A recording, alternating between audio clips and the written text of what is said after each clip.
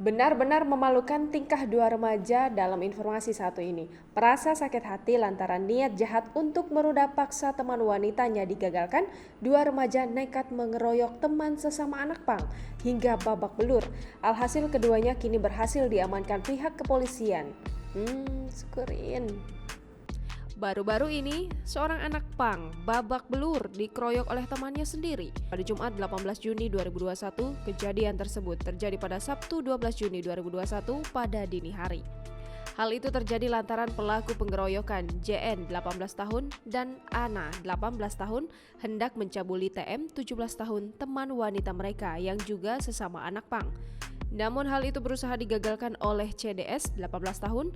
CDS berusaha melindungi TM yang hendak dicabuli.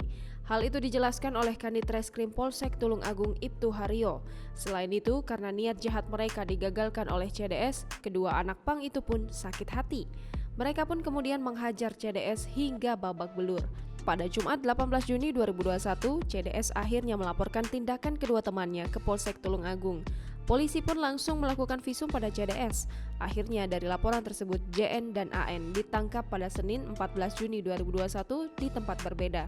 Kedua anak pang yang mengeroyok CDS pun akhirnya ditetapkan sebagai tersangka.